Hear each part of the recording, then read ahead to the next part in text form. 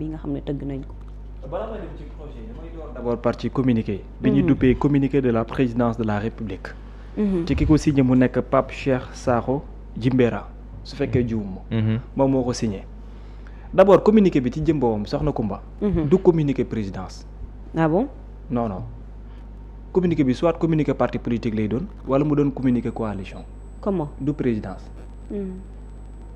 du présidence de man jàngat bu njëkk bi ma ci am mooy que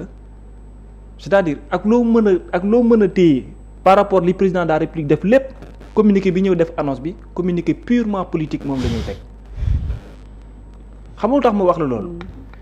nan nga mën a comprendre exactement communiqué bi bëgg mën a layal acte politique yi nga xamante ni moom le président de la République posé ci réforme yu profond yi nga xamante ni mëne na ko. parce que communiqué bii déjà dafa contradictoire. comment. dafa contradictoire ndax communiqué bi dafa ne président de la République décision bi nga xamante ni moom la jël def avant projet yi dal di koo teg lu mu waxtaanee la ak ñëpp dëgg la wala du dëgg. parce que dañoo woote woon ñëpp ñu dem toog ba pare ñu waxtaan ci biir waxtaan boobu noonu ci lañ jëlee décision def li nga xamante ni moom moo ëmb ci wàllum parti politique yi. ak waxtaan bi nga xam ne moo fa ruus. te parti politique yi ña fa amoon représentation ñëpp dafa am position yoo xam ne moom lañ doon joxe yu bokkul ab yooyu noonu moom la ñu jox ñi nga xamante ni ñoom ñoo nekk comité yi nekkoon pour ñu liggéey ci projet de loi yi. kon ça veut dire que dañu ne consensus la bu ñu waxtaanee ba noppi.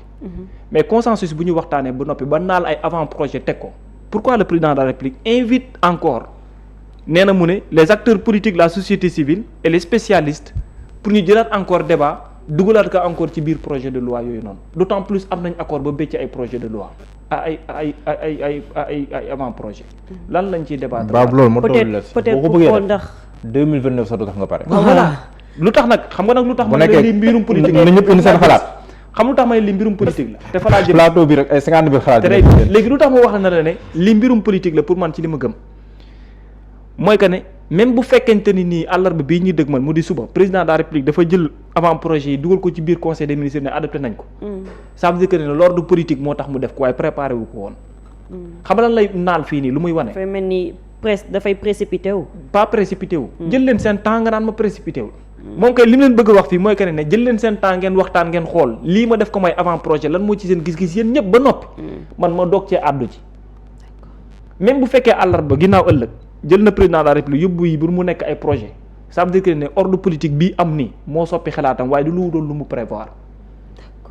te loolu ay calcul politique la te le président de la République nag moo toogoon fii nañu ne l'ordre politique. ne supplantera pas l'ordre constitutionnel. oui c'est ce qu'il nous avait dit. mais communiqué bii li mu bëcc mbirum politique moom la ëmb de A à Z.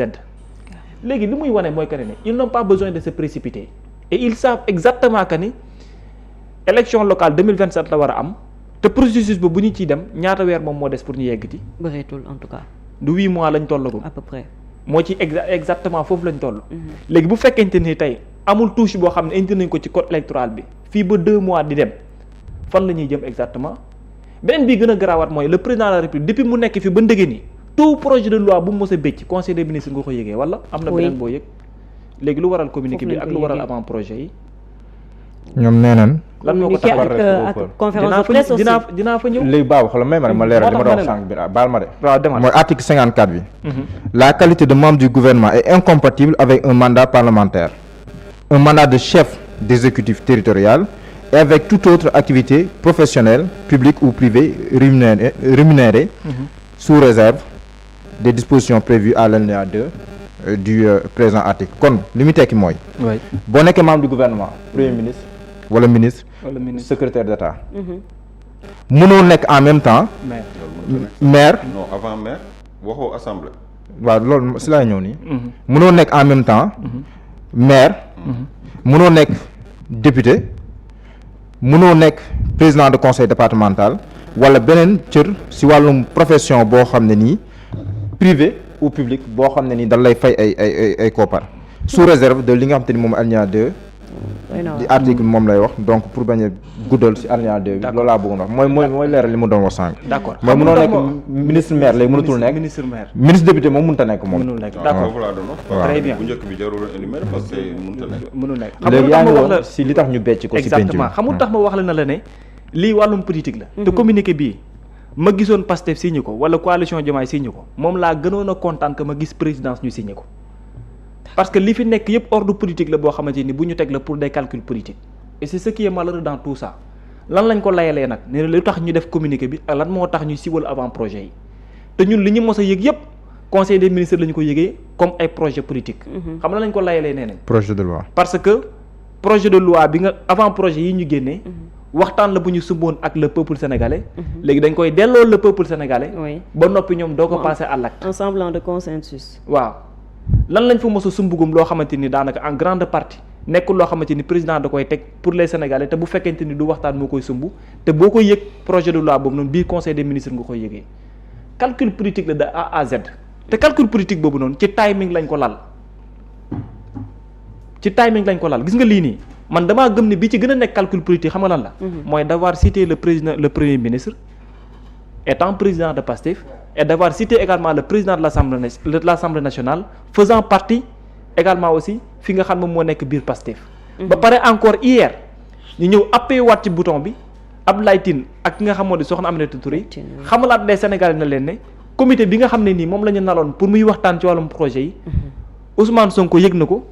nee na leen Ayib Daffé ci la bokk nee na leen également aussi El Malick Ndiaye ci la bokk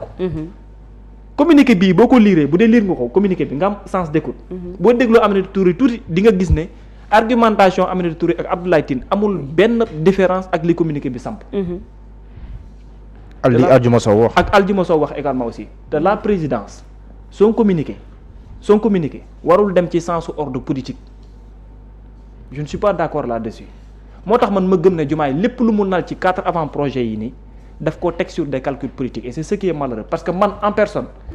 li mu indi ci ay modifications ci biir constitution bi ak ci biir cour constitutionnelle parti politique et tout dafa am presque en grande partie lu bari dama ci d'accord ak moom te dama jàpp ne c'est une très bonne initiative pour la démocratie sénégalaise mais pourquoi vouloir mettre la politique en avant c'est ce qui est malheureux alors que yow sa promesse bi njëkk da nga ñu ne woon tout ce qui est politique du ñëw jël mukk jamais ci kaw ordre national bi d'abord le communiqué d'abord site yi nga def ay non except et tout te beneen bi ci gën a gàttaat aussi mooy ñu mën ko comprendre ce qu'il veut nous faire comprendre mooy waa Pastef seen jëm bopp dañu ñëw toog waxtaan ak man ba noppi dem jël seen xàll bopp dem defi lu leen neex effectivement loolu ngay gis ci maanaam booy déglu bu baax a baax fi ngay comprendre mooy waa Pastef dañu ñëw toog ak ñun waxtaan ba ñu am accord ba pare ñu jël ci li ñuy waxtaan ba pare dem def ca la leen neex foofu la jaxase bi di ñëwee diggante Pastef ak pour ñeneen ñi la au même moment nag lan ngay am ci digg bi mooy la société civile bi nga xam ne am nga ko déjà à côté parce que ñoom ils ont réussi à avoir la société civile de leur côté pourquoi parce que boo ne lii consensus la lu ordre bi indi la mais société civile sa wet lay nekkee kan lay xalab bu boobaa ki def chemin à part Pastef bu boobaa moom lay xalab te Pastef li tax mu poser acte yow xam nga ko parce que yow yaa def promesse ne 3 mois parce que demul ci biir 3 mois yi def une proposition de loi de dafa bàyyi ba les 3 mois passés ba pare mu doo ko def une proposition de loi donc s'il y a des calculs politiques aujourd'hui ki nga mën a jàpp ne moo nekk sur des calculs politiques mooy ki bàyyi ba Pastef war a def plénière mu dem génne ab communiqué boole ko 4 avant projet bécc ko ci même moment bi te xam na ne benn kese moo ci nekk ci polémique mooy code électoral bi la lan moo tax mu def ko c'est pour des calculs politiques la grande question léegi calcul politique yooyu noonu moom laa lay wax na ne mooy ce qui est malheureux da ngay gis de très grandes initiatives boo xam ne man damaa bokk ci ouverture bi bañ koy def ma dem teew fa parce que man maa ko doon couvrir pour Seneweb da ngay gis des acteurs politiques yoo xam ne ñoom ñëpp ñëw teew pourquoi parce que l'initiative c'était une très belle chose réunir xam nga les politiques et tout pour ñu am yenn yoo xam ne mais à la limite fan lay indee njeexital aujourd'hui en profondeur mais boo koy xool bu baax qui parle des autres avant projet de loi ci lan la ñuy faral di gën a wax mooy li Diomaye def nii te Diomaye li muy def moo ko tey da ko def pour perturber le processus électoral le processus de l'Assemblée nationale moo tax communiqué bi génn moo tax 4 avant projets yi génn te li ñu ci retenir en grande partie yëpp loolu la mais booy xool en profondeur les réformes ce sont de très belles choses yoo xamante ni mu def la yu ci bare kon lan moo tax nga ne politique du jël jamais dessus bi ci ordre national ci ordre ba pare tey nga ñëwaat di jëfaat encore le contraire ba léegi am na lu soppeeku beneen bi ci tegwaat également mën nañ dugg en profondeur par rapport à ces changements là parce que dama doon jàngat mooy volet politique bi mais ci biir changement bi bu fekkee yow da nga ñëw taxaw ne dama bëgg a fal nit ndax doye bi mu am. def ko premier ministre dafay nekk avantage ci man. mooy waral également aussi dina œuvrer def le tout de sorte que même le premier ministre muy xool fauteuil yoonam nekku ci mais dinaa def le tout ba prérogative bi mu mënti am mën naa ko yokkal. parce que je veux un premier ministre super fort, un gouvernement super fort. Si tu veux également aussi mais pose les actes qu'il faut. mais même changement yi nga xamante ni moom la ñu teg le premier ministre il est toujours dépendant du président de la République. surtout parce que amul dara lu mu mën a cërawu ci biir gouvernement loo xamante ni du président de la République moo ko jox. c'est vrai aussi. même li ci yokk muy président conseil des ministres dafay dépendre ci le président de la République. super fort mais sous la tutelle du président. mais il reste toujours ci tutelle du président de la République. et puis loolu c'est pas taillé pour une personne mais c'est taillé pour un poste. mais après gis-gis bi ñuy amee ji mooy taillé la pour une personne la mais ba léegi dépendance la président de la République su ko neexee mën na ñàkk nekk ci biir réew mi te conseil des ministres du am parce que bu délégué wul présidence premier ministre il y aura pas de conseil des ministres loolu su boobaa boo koy xool baax da nga naan après grand changement bi fan la nekkee par contre indi cour constitutionnelle avec 9 juges ak la daan xew ci pencum ndaw réew mi buñ càmbaree projet de loi ba noppi cette fois-ci gën a joxe doyo de sorte que lu même bari foofu c'est facultatif xam nga doo ñëw ne c'est foofu c'est facultatif il préside le conseil des ministres il peut déléguer il peut en déléguer moom laa lay wax il peut moo tax may la ci maanaam lam ba léegi la nekk si moom lay neex moom lay neex maanaam mën na sax voyage bu ko neexee te conseil des ministres te kenn conseil des ministres parce que dañoo ne amul benn kii dañoo ne rek il peut en déléguer la présidence il peut en déléguer la présidence au premier ministre en déléguer ça veut dire que bu génnee ne ko délégué ne ko ba mu doon loo xam ne du ñu constaté lay doon ci le premier ministre war a mën a am doyo mel ni koo xamante ni moom moo yor instant bi ñu toll ni présidence à l'absence du président de la République à l'intérieur du territoire national. li nga war a comprendre mooy le président. oui ne veut pas amputer ses pouvoirs. lu toll ni virgule. joxe ko bëggul mu jóge ci. oui sañ-sañam ak mën-mënam. très bien ba koy dénkaane. bu koy il veut toujours que le premier ministre soit dépendant. voilà il veut toujours que le premier ministre soit dépendant. veut être toujours l'homme fort. très bien xam nga dañu woon day wàññi ay pouvoir am. pour yokkal ko mais wàññi pouvoir président moom xalaatu ko. bu yokkul du wàññi. amul sax wàññi. non ba pare dafa newoon aussi il veut des ministres forts. fii gisuma fi renforcement. prérogative ministre amul benn boo xam ne. li ma fi gis kay mooy ministre bu mënulul dara DGM. oui waaw non loolu ba léegi moo fi continué. loolu moom yàgg na même jamonoy Macky Sall loolu moom lu fi yàggal moom wax dëgg yàlla. même loolu yàgg na moom fi. lu fi yàggal ay ministres yoo xam faale ay DGM faale wuñu seen ay ministres. loolu yàgg na si kii beneen bi mooy. mais renforcement ministre gisuma ko. man risque bi li tax may wax que ne mën na nekk ci risque ci article 38 bi nga xam ne moom la teg dans le cadre bu jëm ci wàllum fonction du président de la République ak lu mu war a jël comme fonction lu mu warul jël comme fonction notamment quand on parle de politique et notamment au niveau également aussi des partis politiques foofu pour man sax am na sew-sew boo xamante ni piège la bu ngand moom moo taxaw lu tax mu wax ko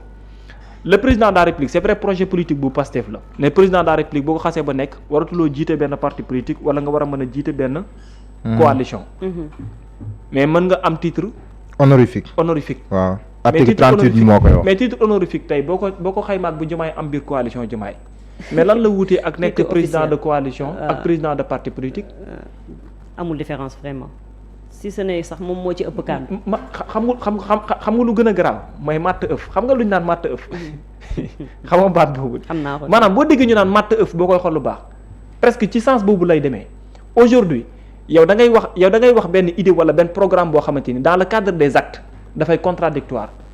moo tax ma ne la même dans le cadre de l'histoire dont on parle les gens sont capables de retracer l'histoire si ce n'était pas Babacar Kébé qui représentait Sénégal dans les événements de 2020 à 2024 wala ñeneen ak ñeneen ñu fi daan nekk aujourd'hui ce qui se passe actuellement dans le cadre de ces modifications wax ma lan moo nekk différence bi te lii nii yëpp boo koy xool en grande partie peut-être mën na nekk ji pour Diomaye la mais risque bi ñeneen lay doon ci Diomaye il est président de la République sans pour autant être le président d'un parti politique mais pour un président de parti politique qui sera le président de la République ëllëg le contrôle de ton parti politique wala les décisions que doit prendre exactement ton parti politique boo amatul délégué président de la République président de parti politique mais yenn ni mënoo koo def à moins que ñi ngay délégué dans le parti politique am entente wala respect wala accord bu toll ni loo leen jox comme décision ci suuf mën nañ ko def ci kaw mu mel ni ñoom ñoo décidé officiellement mais booy xool officiellement yow yaa décidé. mais on a vu l'exemple avec le président Diomaye et son premier ministre. déjà léegi imaginel tey bu fekkonte ni nii li xew nii tey Ousmane Sonko moom moo nekkoon président de la République Diomaye moo jiite woon Pastef. dina doy waar. bu fekkente ni entente bi dafa dem ba nekk problème diggante ñoom ñaar. ci président de la République ak ci ki mu dénk parti politique bi. à moins que la majorité de ce parti politique là gën a jox bopp toujours le président de la République mais foofu ba léegi ni mën na créer ay problèmes. mais beneen hypothèse. mooy beneen bi ñëw nii ci. en tant que président de la République bu Pastef defee ay modifications ba noppi. waaw président Diomaye indi ay projet par rapport au code électoral. Pastef ne ko bon man gisuma pertinence.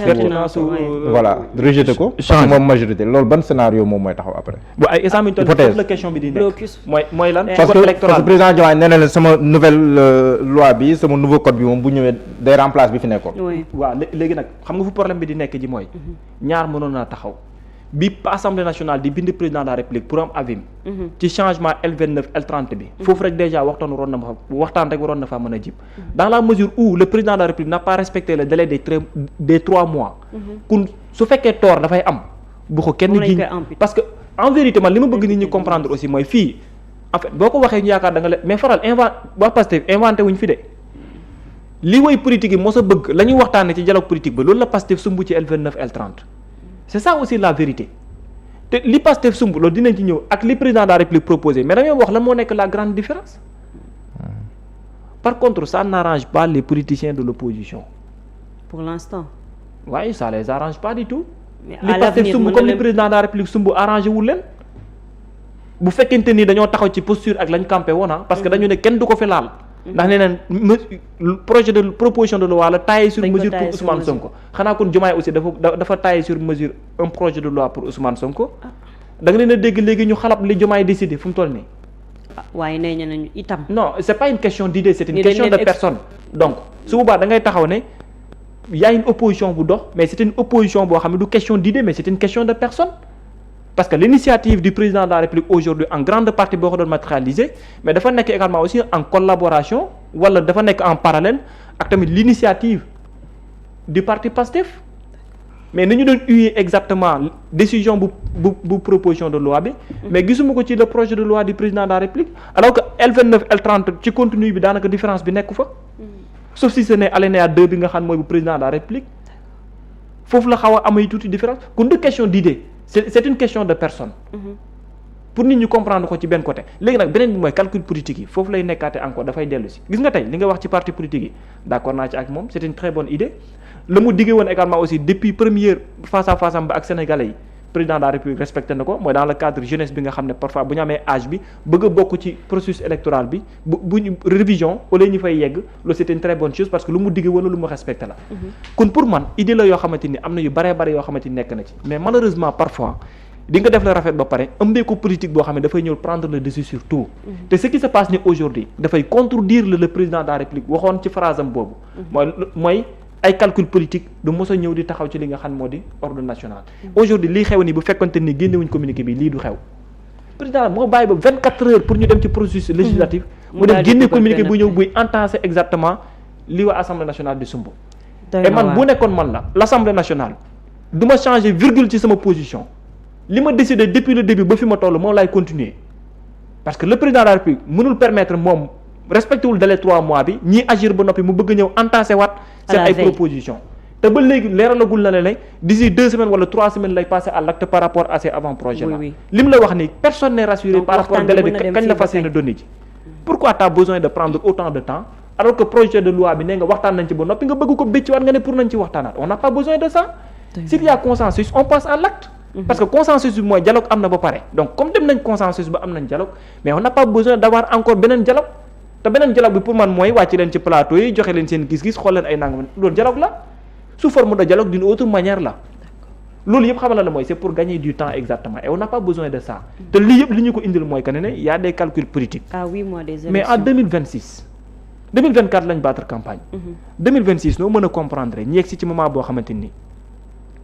Bassirou Diomaye Diakhar Faye mooy nekk sur des calculs politiques contre le parti de Pastef wala Ousmane Sonko